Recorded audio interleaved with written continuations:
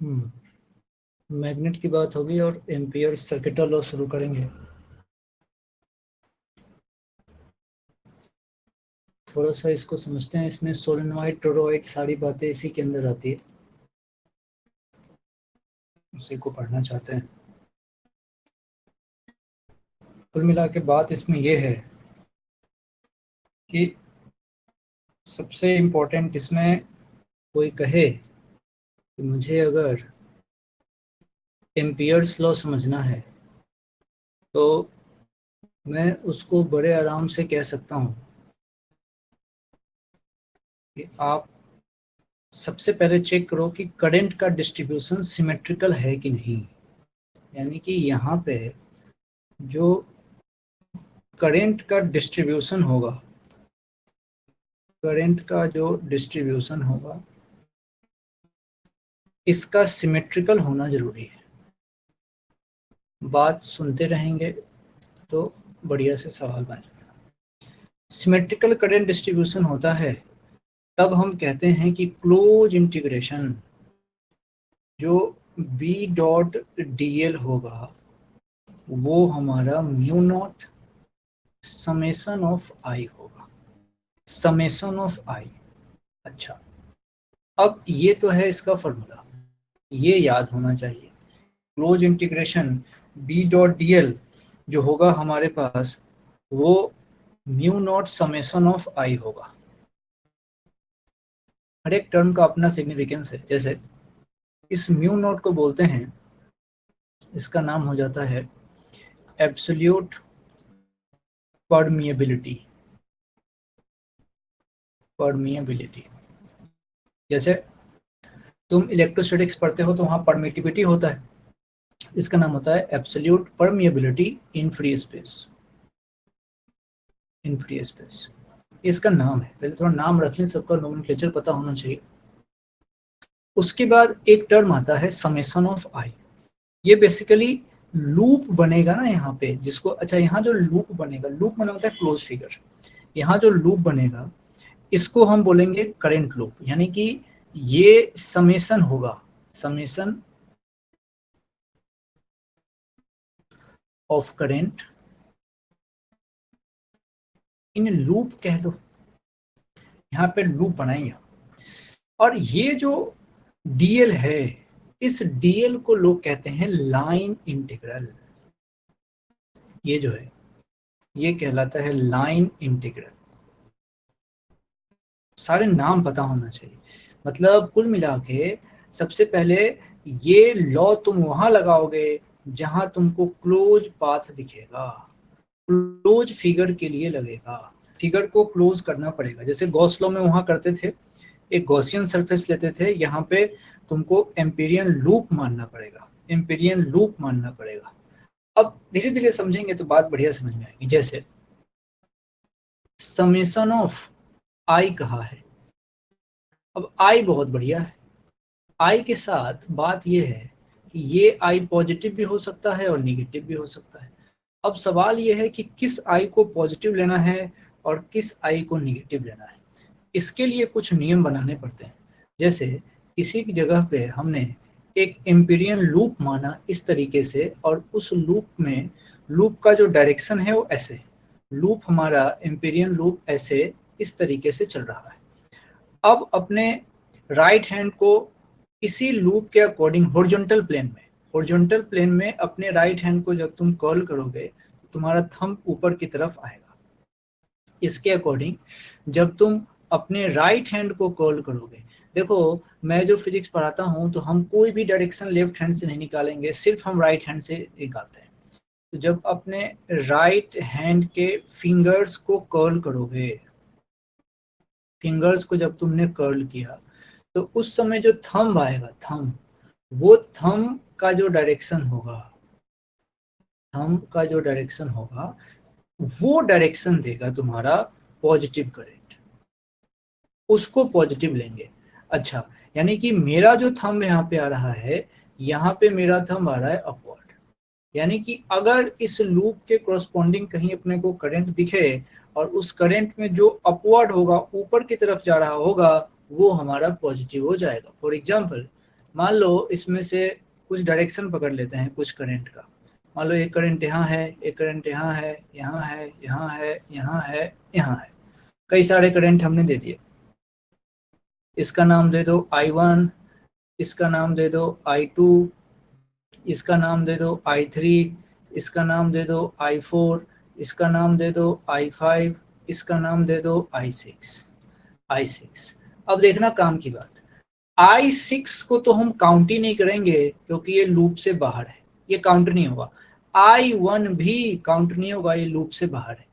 I2 ऊपर की तरफ है मतलब पॉजिटिव, I3 नीचे की तरफ है मतलब निगेटिव। क्यों? क्योंकि हमने जब एम्पीरियन लूप के कोरस्पॉन्डिंग अपने फिंगर्स को घुमाए तो हमारा थंब ऊपर आया, मतलब ऊपर का करंट पॉजिटिव लेंगे, यानी कि I4 पॉजिटिव, I5 भी पॉजिटिव। इस तरीके से कोई पूछेगा नेट करंट तो हम बोलेंगे I5 plus I4 plus I2 और साथ में माइनस का I3। ये हमारा नेट करंट यहाँ से लिखने का तरीका यहाँ से बन जाएगा। कुल मिला के द कंक्लूजन इज कि simply curl right hand fingers in the direction of integration, then thumb will represent the positive current. Thumb will represent the positive current simply. इसी में ध्यान रखना है। ये तो हॉरिजॉन्टल प्लेन में था, ये हॉरिजॉन्टल प्लेन में था। कभी कभी तुम्हारा वो ऐसे भी हो सकता है, ऐसे भी हो सकता है। अगर ऐसी कंडीशन हो तो ऐसे घुमा के देख लो, ऐसे घुमा के देख लो। अच्छा, जब तुम इसके कोरस्पॉन्डिंग घुमाओगे, ये जब तुम इसके कोरस्पॉन्डिंग घुमाओगे तो जरा देखो तुम्हारा थंब आ रहा है बाहर, तुम्हारा थंब आ रहा है बाहर। इस कंडीशन में देखो जो तुम्हारा थंब आएगा वो आ रहा है आउट। अच्छा, ये कैसा आउट है? ये ऐसा वाला आउट है, यानी कि अब ये वाला डायरेक्शन जो है ये पॉजिटिव लिया जाएगा। तो किसी आदमी ने मान लो करंट अपने को दे रखा है, 2-3 करंट अंदर दे रखा है। क्रॉस में मान लो उसने कह दिया I1, डॉट में उसने कह दिया I2, फिर उसने डॉट में कह दिया तुम्हारा I3 और पूछा कि बताओ नेट I यहाँ कितना हो गया। तो तुम कहोगे कि भाई जो आउट है वो पॉजिटिव होगा, यानी कि प्लस का I1, माइनस का I2 और माइनस का I3। इस तरीके से तुम डायरेक्शन बता सकते हो, इस तरीके से तुम डायरेक्शन बता सकते हो। अब हमारे काम का क्या है? हमारे काम की बात यहाँ पे ये है कि इसका मेन फायदा क्या है। मेन फायदा इसका क्या है कि जैसे इसके एप्लीकेशन की थोड़ी सी बात कर लेता हूँ, इसकी एप्लीकेशन की बात कर लेता हूँ, हमारे लिए किस तरीके से काम का है। मान लो मेरे से क्वेश्चन में कहा, उसने कह दिया लॉन्ग करेंट कैरिंग वायर, ऐसा उसने क्वेश्चन में कह दिया, लॉन्ग करेंट कैरिंग वायर। ये लॉन्ग वर्ड जहां यूज किया जाए उसका मतलब इनफाइनाइट समझना, इनफाइनाइट समझना। तो सपोज करो कि मेरे पास इस तरीके से इनफाइनाइट लेंथ का वायर इसने दे रखा है, इनफाइनाइट लेंथ का वायर दे रखा है और माना इसमें करंट ऊपर I फ्लो कर रहा है, करंट ऊपर I फ्लो कर रहा है। अच्छा, एक तरीके से देखने पे तो लग रहा है कि सिंपल ये वायर है, इसमें करंट ऊपर I फ्लो कर रहा है, लेकिन जब भी मैं एम्पियर्स लॉ लगाऊंगा तो एम्पियर्स लॉ लगाने के लिए मुझे हमें जरूरत पड़ेगी एम्पिरियन लूप की। लूप मतलब होता है क्लोज फिगर, लूप मतलब होता है क्लोज फिगर। तो हम क्या करेंगे, जहां पे भी जितनी दूरी पर भी ये हमसे मैग्नेटिक फील्ड पूछेगा, जितनी दूरी पर ये हमसे मैग्नेटिक फील्ड पूछेगा उतनी दूरी पर, मान लो इसने हमसे पूछा इस वायर से R दूरी पर आप बताओ मैग्नेटिक फील्ड कितना होगा, तो मैं यहाँ पे अपने मन से एक एम्पीरियन लूप मान लूंगा, अपने मन से एक एम्पीरियन लूप मान लूंगा। जैसे मैं अपने मन से एम्पीरियन लूप मानूंगा, एक तो मुझे एक बात समझ में आ रही है, मैं तुमको कहने जा रहा हूं नॉक नॉक रूल के बारे में, नॉक नॉक रूल के बारे में। देखो क्या है बताता हूं, यहाँ आ जाओ। मान लो इस पॉइंट पे, इस पॉइंट पे पहले देखो वायर में करंट फ्लो कर रहा है, तो तुम देखो आराम से मेरी बात सुनो। तुम क्या करो, जो तुम्हारा थंब है इस थंब के डायरेक्शन में, थंब के डायरेक्शन में करंट को करो, या दूसरी भाषा में जिधर करंट है उधर अपने थंब को करो। अब इसमें सोचने वाली बात ही नहीं है कि राइट हैंड या लेफ्ट हैंड, मैंने कहा पूरी फिजिक्स में हम सिर्फ और राइट हैंड ही यूज करते हैं। अपने फिंगर्स को आप ऐसी छोड़िए और थंब को बस करंट की तरफ करिए और फिंगर खोलिए। फिंगर जैसी खोलोगे तो तुम देखोगे कि अगर तुम इसको पकड़ने की कोशिश करो या नॉक करो, नॉक, इसको ऐसे नॉक करो, जैसी नॉक करोगे देखो ठक ठक इधर होगा, इधर ठक ठक होगा, और इसको पकड़ोगे ना तो यहां से ऐसे करके इसको पकड़ पाओगे, ऐसे करके पकड़ पाओगे, नॉक ऐसे होगा। इसको पकड़ के देखो।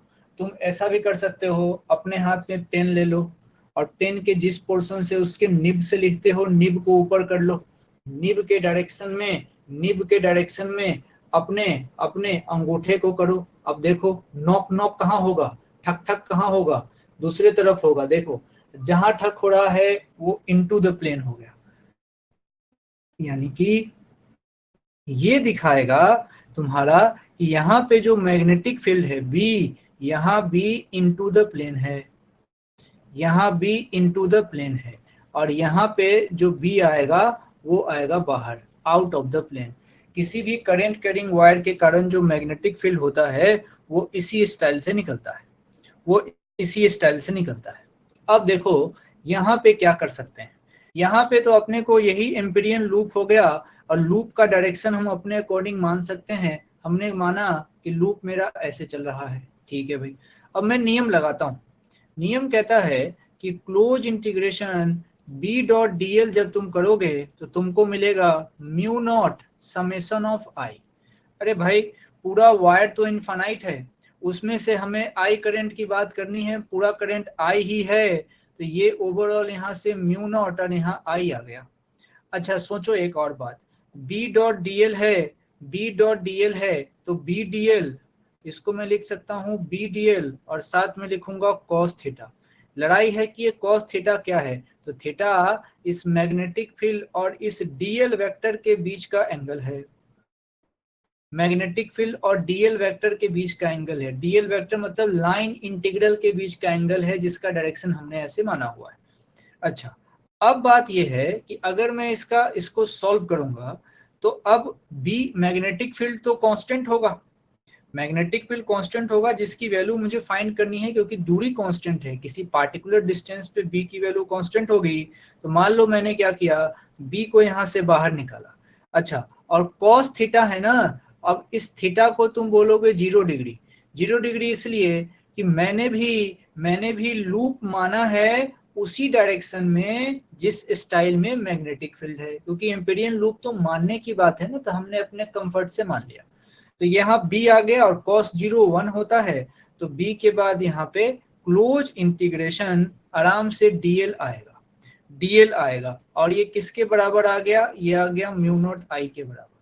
मैं थोड़ी देर रुकता हूँ यहाँ और मैं कहता हूँ कि बस तुम इस लाइन पे आ जाओ जो मैं लास्ट में आया हूँ, बस तुम यहीं पे सोचो, बाकी कोई चीज काम की नहीं है, यहाँ पे फोकस करने की बात है।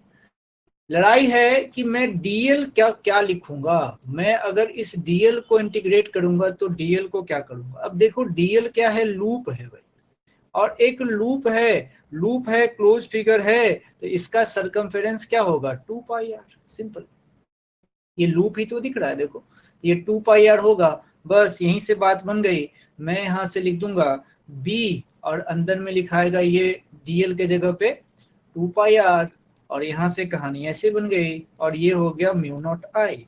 बस यहाँ से b की वैल्यू आ जाती है म्यू नॉट आई, और नीचे आ जाता है 2 पाई आर, म्यू नॉट आई, और ये आता है 2 पाई आर। इसी चीज को हम बायट-सेवर्स लॉ से भी प्रूफ करते थे, और वहां करेंगे, बायट-सेवर्स लॉ में बाद में पढ़ाऊंगा, तो बायट-सेवर्स लॉ से भी सेम आंसर आता है, सेम आंसर आता है। लेकिन बायट-सेवर्स लॉ ज्यादा बेसिक है, बायट-सेवर्स लॉ ऑलवेज वैलिड है, ऑलवेज वैलिड है। मैं एक बात बोलता हूं, तुम इसको रिलेट कर पाओगे, और ये भी मैंने निकाला है, ये हमने निकाला है एम्पियर सर्किटल लॉ से, और ये सेम आंसर आता है बायट-सेवर्स लॉ से। सोचो क्या हो रहा है, जैसे हम अरे मैंने माइक नहीं लगाया था तब से, आवाज जा रही थी क्या?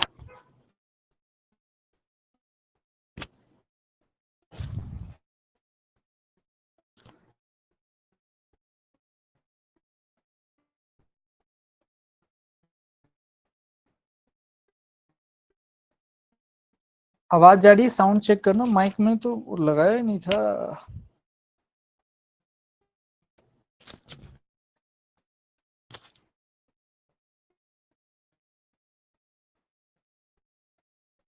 अब लगाया है माइक। ये मुझे लगा माइक वहां पड़ा हुआ है, और जब मैं पीछे चेयर पे आया तो बड़ी सावधानी से आ रहा था कहीं माइक निकल ना जाए, देखा कि माइक ही नहीं लगा है।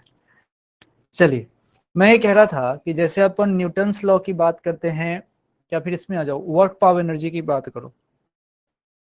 जब हम वर्क पावर एनर्जी वाला चैप्टर करते हैं तो उसमें एक आता है वर्क एनर्जी थ्योरम। जब हम वर्क एनर्जी थ्योरम पढ़ते हैं तो हम निश्चिंत होते हैं कि किसी भी सिचुएशन में लगा दूंगा, फ्रिक्शन हो तब भी लगा दूंगा, नहीं हो तब भी लगा दूंगा। वर्क एनर्जी थ्योरम यूनिवर्सल है, हमेशा लगेगा, कोई टेंशन नहीं। लेकिन जैसे ही अपने को कंजर्वेशन ऑफ मैकेनिकल एनर्जी लगाना होता है तो हम अलर्ट होते हैं कि कहीं कोई ऐसा फोर्स तो नहीं है जो एनर्जी लॉस करा रहा है। मतलब अगर फ्रिक्शन प्रेजेंट होगा तो वो क्वेश्चन तुम कंजर्वेशन ऑफ मैकेनिकल एनर्जी से कर ही नहीं पाओगे। लेकिन जहां पे फ्रिक्शन नहीं है, जहां पे फ्रिक्शन नहीं है वहां पे वर्क एनर्जी थ्योरम से लगाने से आंसर तो हमेशा आएगा।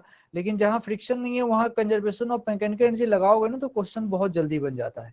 यही हाल यहाँ पे इसका भी है, यही हाल इसका है। बायट-सैबर्स लॉ हमेशा वैलिड है, बायट-सैबर्स लॉ हमेशा वैलिड है, लेकिन लेंदी है।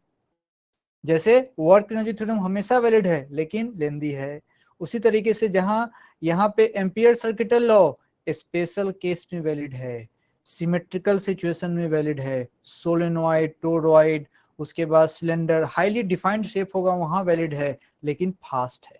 बायट-सैबर्स लॉ से फास्ट आसानी से और बहुत जल्दी काम बन जाता है जब तुम एम्पियर सर्किटल लॉ लगाते हो। तो जो रेस्ट ऑफ द डेरिवेशंस वगैरह हैं वो तो बायट-सैबर्स लॉ में ही पढ़ते हैं। अब एक चीज अपने को समझ में आनी चाहिए कि जब हमारे पास इनफाइनाइट लेंथ का वायर होगा, इनफाइनाइट लेंथ का वायर होगा, उस इनफाइनाइट लेंथ के वायर से आर दूरी पे मेरे से कोई मैग्नेटिक फील्ड पूछेगा तो मैं उसको सीधा सीधा उसको आंसर दूंगा।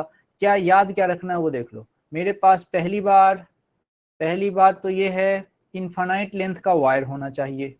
उस इनफाइनाइट लेंथ के वायर से आर दूरी पे कोई पॉइंट होना चाहिए, ये पॉइंट पी होना चाहिए मान लो। इस पी पॉइंट पे मेरे पास मैग्नेटिक फील्ड पूछे, इस वायर में करंट आई होना चाहिए। यहाँ पे मेरे से कोई मैग्नेटिक पूछे कहाँ पे, पी पॉइंट पे, तो मैं सीधा सीधा इसको कहूंगा mu naught I upon 2 pi R. और डायरेक्शन की टेंशन नहीं है, नॉक नॉक रूल लगाओ, जिधर तुम्हारा चारों उंगली खटखट करे उधर ही इनटू द प्लेन होगा। अच्छा, ये तो इनफाइनाइट वायर है। मान लो कहीं फाइनाइट वायर आ गया, फाइनाइट वायर आ गया, फाइनाइट वायर आते ही, फाइनाइट वायर आते ही इसमें मैं लिख देता हूं, फाइनाइट वायर के लिए, फाइनाइट वायर के लिए magnetic field, magnetic field Ampere's law से, यानी कि एम्पियर सर्किटल लॉ से कैलकुलेट नहीं कर सकते, नहीं कर सकते, नहीं कर सकते। इसमें इसमें करंट का डिस्ट्रीब्यूशन जो होता है ना, करंट का डिस्ट्रीब्यूशन ये परेशान कर देता है यहाँ पे। तो यहाँ पे तुम कैलकुलेट नहीं कर सकते। फाइनाइट वायर आए तो नहीं कर सकते, मतलब तुम मत करना, तुम सोचना ही मत। फाइनाइट वायर आए, फाइनाइट वायर आए और तब अगर किसी पॉइंट पे, तब अगर किसी पॉइंट पे आर दूरी पे कोई पॉइंट ले ले और वहां पे तुमसे अगर मैग्नेटिक फील्ड पूछे, तब तुम वहां सिर्फ और सिर्फ बायट-सैबर्स लॉ ही लगाओगे, बायट-सैबर्स लॉ ही लगाओगे, एम्पियर सर्किटल लॉ वहां पे नहीं लगाना, वहां पे नहीं लगाना। अब मैं मेनली तुमको लेके जाना चाहता हूं यहां से सोलेनॉइड वगैरह में, मेनली मैं तुमको यहां से सोलेनॉइड पे लेके जाना चाहता हूं कि आखिर ये क्यों हमारे लिए काम का है। अब सोलेनॉइड को भी मैं थोड़ा समझदारी वाले डेफिनेशन से बात करता हूँ। सोलेनॉइड में आखिर करते क्या है, देखो क्या होता है। मैं एक सिचुएशन लेता हूँ, इस तरीके से, ये लो ऐसे, मैंने ऐसे लिया, ये सिलेबस में है और बड़ा इंपॉर्टेंट सेक्शन है। इस तरीके से हमने सोलेनॉइड ऐसे पकड़ लिया, ये देखो भाई, ऐसे हमने सोलेनॉइड लिया। पहली बात, हम बात कर रहे हैं फाइनाइट लेंथ की, फाइनाइट लेंथ के सोलेनॉइड की बात कर रहे हैं। अच्छा, फाइनाइट लेंथ मतलब यहाँ पे इनफाइनाइट लेंथ तुमने सुना होगा, हम यहाँ सिर्फ फाइनाइट लेंथ की बात कर रहे हैं। अब इसको बीचों बीच इसमें से एक सिमेट्रिकल लाइन खींचना चाह रहा हूं, देखते रहना, सोलेनॉइड का सारे सवाल बन जाएंगे इसी एक फिगर से, इसी एक फिगर से। जिसको ये एक फिगर बनाने आ गया उसका काम यहां से बन जाता है। अब यहाँ पे मान लो कोई पॉइंट मेरा यहाँ है, तो उस पॉइंट को यहाँ रखो और एक पॉइंट ये देखो। अब मैंने क्या किया, इस पॉइंट से इधर वाले पोर्शन के टॉप एंड को मिलाया और यहां से इधर वाले पोर्शन के टॉप एंड को मिला रहा हूं, इधर वाले पोर्शन के टॉप एंड को मिला रहा हूं। आराम से इसको मिला देता हूं, ये देखो भैया, ये टॉप एंड को ऐसे मिला दिया। अच्छा, बहुत अच्छी बात है। अब इससे क्या फायदा होगा, इससे फायदा ये होगा, ये फोटो बहुत काम का है, आपको फोटो बिल्कुल बनाने आना चाहिए। अब देखो मैंने क्या किया, इस पॉइंट का नाम दे दिया P, इस पॉइंट का नाम दे दिया P, सोलेनॉइड लिया है फाइनाइट लेंथ का। अब देखना एंगल का नाम कैसे रख रहे हैं, एक एंगल यहां बन रहा है, दूसरा एंगल यहां बन रहा है। इस एंगल का नाम रख रहा हूं मैं θ1 और इधर वाले एंगल का नाम रख रहा हूं θ2।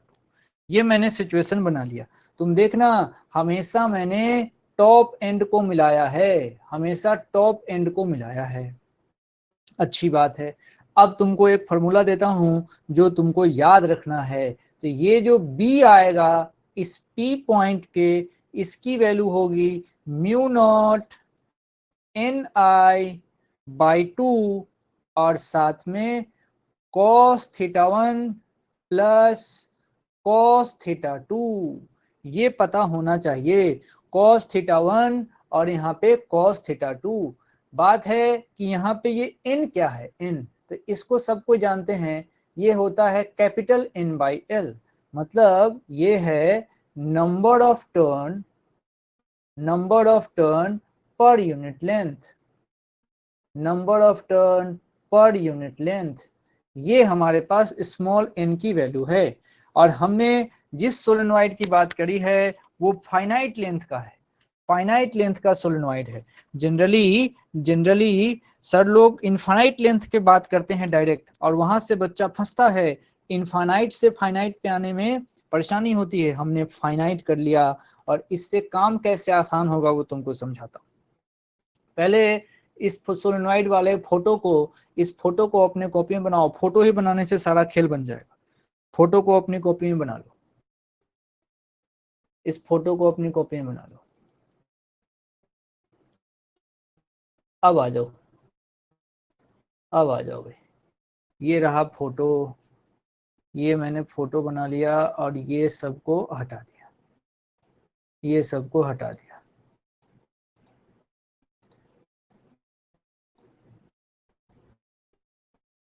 ये देखो, इसको ऊपर रख लिया। अब जरा मेरी बात को ध्यान से समझना। मान लो क्वेश्चन ने कहा कि भैया चलो तुमने फाइनाइट वाले पे तो चर्चा कर ली, लेकिन अगर इनफाइनाइट होगा तो क्या होगा, इनफाइनाइट होगा तो क्या होगा। इनफाइनाइट होने का मतलब ये जो एंड नंबर 1 है ये भी बहुत दूर होगा और एंड नंबर 2 भी बहुत दूर होगा। समझ लो, ये एंड 1 और ये तुम्हारा एंड 2 ये बहुत दूर दूर होंगे, और ये बहुत दूर होंगे, इनको बहुत दूर हैं। इसका मतलब ये हुआ कि इनको पकड़ने के लिए, इनको पकड़ने के लिए जो मैं एंगल बनाऊंगा, इसको बस समझना है, क्योंकि ये एंड बहुत दूर जाने वाले हैं, बहुत दूर जाने वाले हैं। मान लो ये कंडीशन हमारी ऐसी बन रही है और मैं यहाँ पे हूँ। अब जब ये एंड बहुत दूर है तो ये कहीं भी हो सकता है, कहीं भी हो सकता है। फोटो से तुमको बात समझ में आ जाएगी कि जब ये एंड बहुत दूर है तो इनको पकड़ने के लिए जो मैं एंगल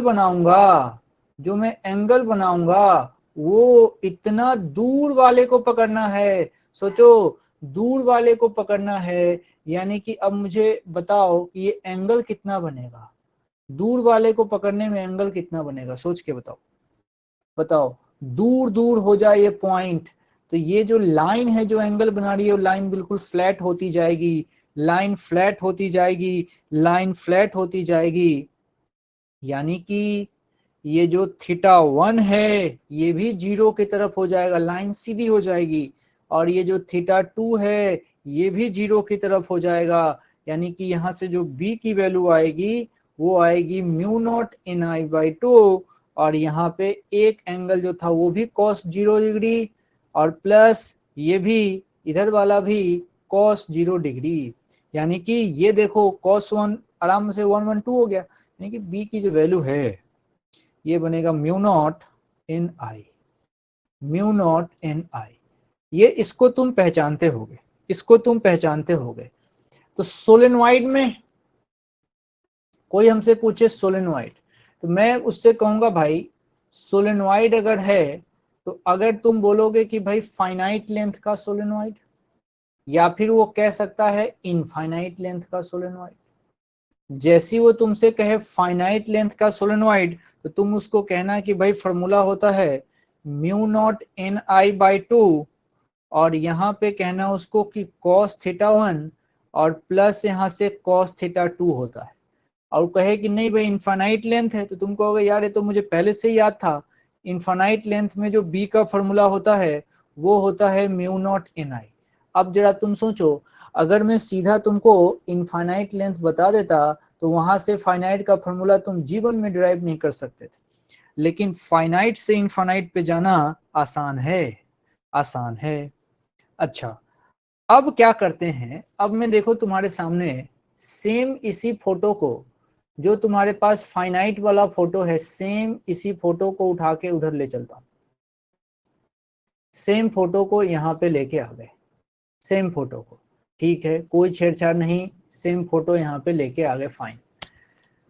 अब इसमें क्या करते हैं कि ये जो पॉइंट है, थोड़ा सा इसको समझाने के लिए एक फोटो यहाँ से लेता, ये देखो ये मैं इसको यहाँ से काटूंगा,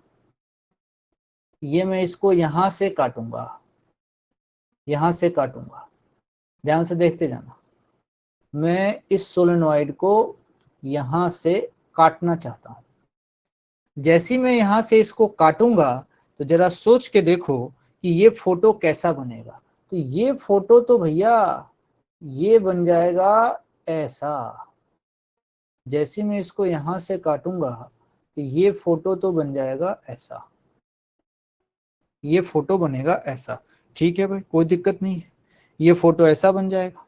और फिर मैं क्या कर रहा हूं, सुनना ध्यान से, फिर मैं क्या कर रहा हूं कि इधर वाले एंड को इनफाइनाइट तक लेके जा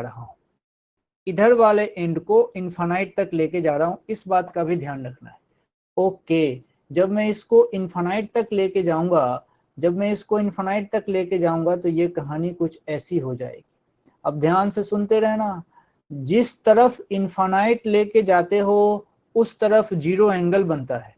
अब मैं फोटो बनाऊंगा, बढ़िया बात समझ में आ जाएगी। ये पॉइंट P रहा, और θ2 तो बढ़ते बढ़ते पता नहीं कहां तक जाएगा। तो कंक्लूजन ये निकलेगा भैया कि ये जो θ2 है, ये θ2 परेशान हुआ है, और θ2 0 डिग्री बन गया। θ1 जो इस पार बन रहा था, इसमें सोचने का विषय है कि θ1 क्या बनेगा,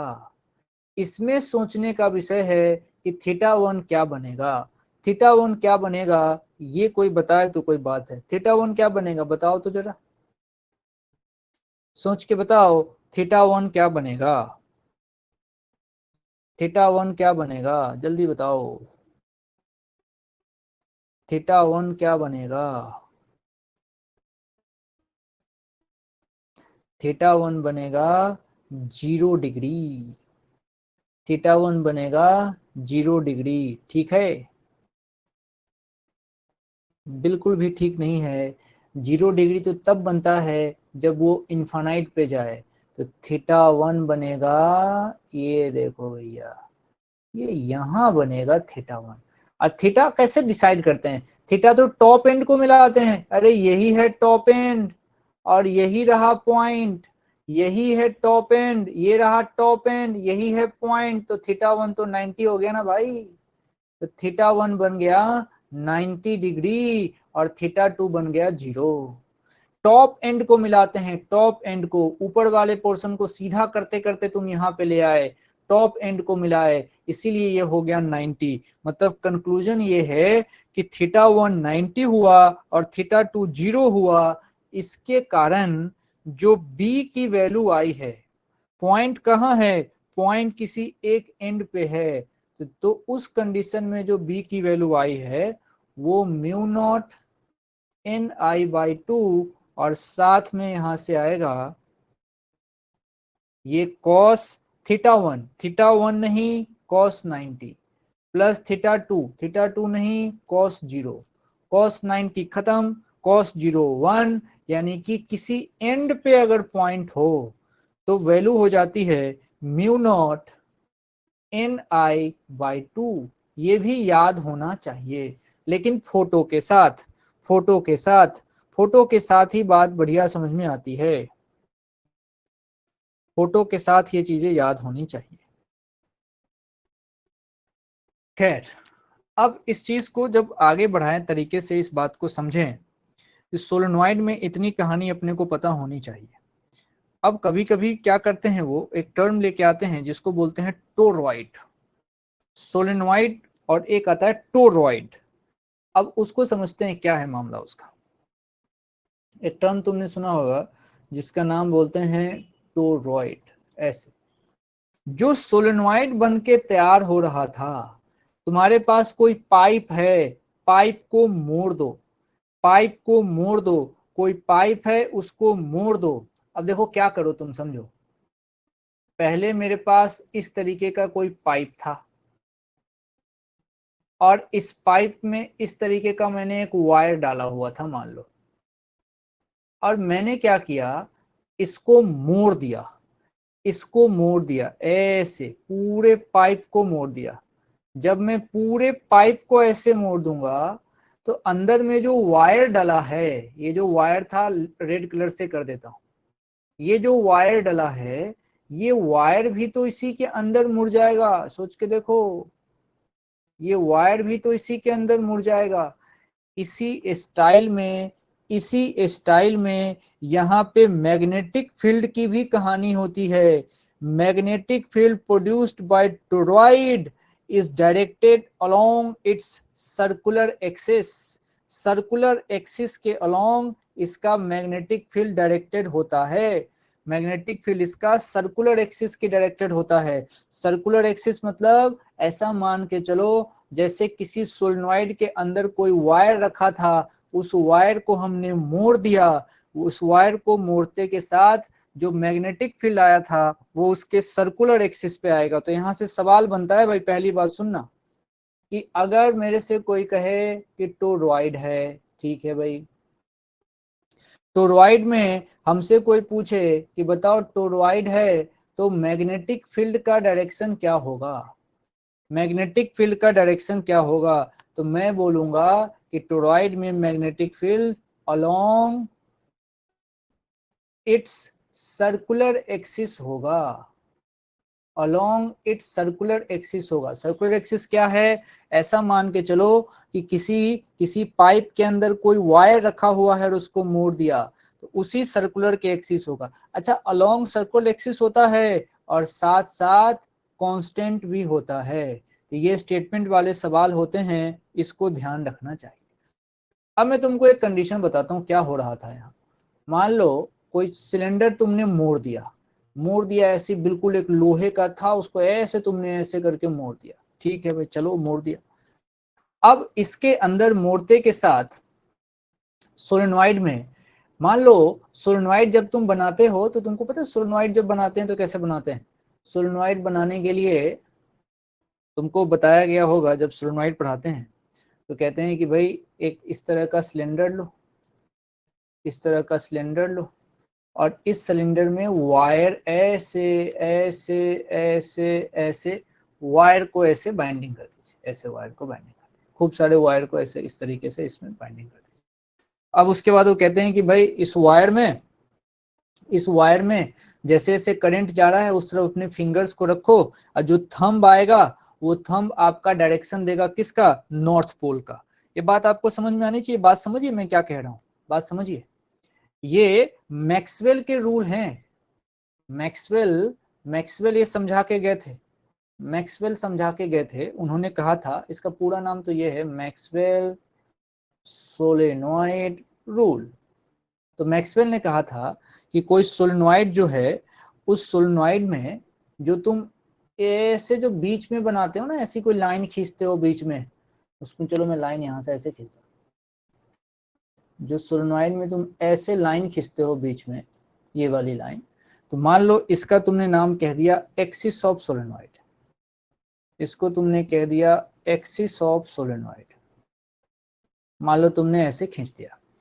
और अब सुनना, जिस तरफ जैसे जैसे करंट का फ्लो हो रहा है, जैसे मैंने करंट इसमें दिखाया है ना, तो करंट मैंने मान लो इसमें ऐसे दिखाया, जिससे करंट फ्लो हो रहा है उसके अकॉर्डिंग अपने फिंगर्स को ऐसे स्लाइड करते हुए इसको पकड़ के देखोगे तो तुम्हारा जो थंब आएगा वो थंब इस तरफ आएगा, इस तरफ आएगा थंब। तो जिधर तुम्हारा थंब आता है उधर ही माना गया नॉर्थ पोल, उधर ही माना गया नॉर्थ पोल। और यानी कि इस वाले सोलेनॉइड में कोई पूछे नॉर्थ पोल कहाँ बनेगा, तो उसको हम क्लियर कह सकते हैं कि इधर बनेगा नॉर्थ पोल, और जब एक तरफ नॉर्थ बन गया तो ये अपने आप साउथ पोल हो जाएगा। ये मैक्सवेल के नियम हैं। मैक्सवेल ने ऐसी बात कही थी, उसने कहा था कि magnetic field produced by solenoid is directed along its axis. Magnetic field inside the solenoid is uniform. Magnetic field outside the volume of solenoid approaches to zero. तीन बातें यहां से ध्यान रखी जाती है। क्या क्या? पहली बात कि मैग्नेटिक फील्ड जो होगा सोलेनॉइड का, मैग्नेटिक फील्ड जो होगा सोलेनॉइड का, इसके बारे में ध्यान से रखना है। पहली बात कि अगर मैं इसके बारे में कहूं तो इसका जो डायरेक्शन होगा अलोंग द एक्सिस होगा, डायरेक्शन अलोंग द एक्सिस होगा, पहली बात। अच्छा, अगर मैं बात करूं इनसाइड की, तो इनसाइड अगर मैग्नेटिक फील्ड की बात करूं तो वो तो होगा यूनिफॉर्म। अगर कोई पूछे नहीं मेरे को outside the solenoid magnetic field बताओ, तो आउटसाइड द सोलेनॉइड मतलब सोलेनॉइड की वॉल्यूम के बाहर लगभग वो जीरो हो जाता है। और इनसाइड की कितनी वैल्यू होती है तुम जानते हो? म्यू नॉट एन आई। खैर, हम तो काम की बात ये समझें कि जब यही सोलेनॉइड को किसी ने मोड़ के ऐसे टोरॉइड बना दिया, तो सोचो वायर तो इसके अंदर गया ही होगा, वायर तो इसके अंदर गया ही होगा, ऐसे वायर जो इसके अंदर फोल्ड था ये तो होगा ही। तो अब देखो इसको कैसे बना सकते हो तुम कहोगे कि ये वायर इसमें मान लो मैं इसको ऐसे ऐसे ऐसे ऐसे ऐसे ऐसे ऐसे निकाल भी तो सकता हूँ, वायर भी तो जाएगा इसके अंदर, तो करंट की एंट्री इसके अंदर हो तो सकती है। तो करंट इसके अंदर गया है, ठीक है। अच्छा, इसका मतलब अब जो ये शेप बन के तैयार है, कोई सिलेंडर को तुम मोड़ोगे तो तुम्हारे पास जो रेडियस आएगा वो दो रेडियस आएगा भाई, एक आएगा उसका इनर रेडियस, एक आएगा उसका आउटर रेडियस। अब देखना, यहां से एक रेडियस यहां से आएगा R1 और एक रेडियस भैया यहां से आएगा जिसका नाम होगा R2। अब तुम सोचोगे क्यों बोल रहे हैं ऐसा? इसलिए बोल रहे हैं कि टोरॉइड के केस में भी जो बी निकलता है उसका फॉर्मूला भी म्यू नॉट एन आई ही होता है, कोई चेंज नहीं है। सोलेनॉइड को ही तुम मोड़ा था तो बी थोड़ी ना बदल जाएगा। लेकिन चूंकि एन को, जिसको तुमने कहा था number of turn per unit length, कुछ लोग इसको प्यार से टर्न डेंसिटी भी कहते हैं, इसको टर्न डेंसिटी भी कहा जाता है, इसका नाम होता है टर्न डेंसिटी, ऐसे भी कहते हैं। अच्छा, तो मान लो यहाँ टर्न डेंसिटी मुझे निकालना है, तो नंबर ऑफ टर्न तो ठीक है, पर यूनिट लेंथ, यहाँ लेंथ तो 2 पाई आर होगा, लेकिन आर में परेशानी हो गई, यहाँ 2 रेडियस है, इसीलिए आर के जगह पे आर मीन लिया जाता है। अब आर मीन कैसे निकालूंगा, एवरेज कैसे निकालूंगा, तो दोनों आर का सम कर दूंगा और डिवाइडेड बाय 2 कर दूंगा, तो इस तरीके से बात यहाँ बनेगी। तो यहाँ पे फॉर्मूला तो सेम है, mu not an I, number density लिखना बस आना चाहिए, नंबर अपॉन लेंथ, लेंथ नहीं 2 पाई आर, आर नहीं आर मीन, जो कि R1 प्लस R2 करके आएगा। ये कहानी जो होती है, ये होती है हमारे लिए सोलेनॉइड की। इस तरीके से बात इसमें चलती है जब हम सोलेनॉइड को डील करते हैं। तो सोलेनॉइड और टोरॉइड, इसके ऊपर बात ऐसे होगी, इसको इतना काफी है, सोलेनॉइड और टोरॉइड वाले सेक्शन के लिए इतना काफी है, कहीं से इससे ज्यादा कोई दिक्कत वाली बात आएगी नहीं। Number of turn per unit length, इससे बात बन जाती है। अब देखो आगे, अब आगे क्या बात होती है, एक सेक्शन यहां से बनता है, force on a moving charge, force on a moving charge in uniform magnetic field, force on a moving charge in uniform magnetic field, इसके ऊपर चर्चा करनी है। और यहां से सवाल बनता है, और यहाँ से वेलोसिटी सिलेक्टर और बहुत सारी बातें, इसको कल कराऊंगा, कल की क्लास थोड़ी सी बड़ी होगी।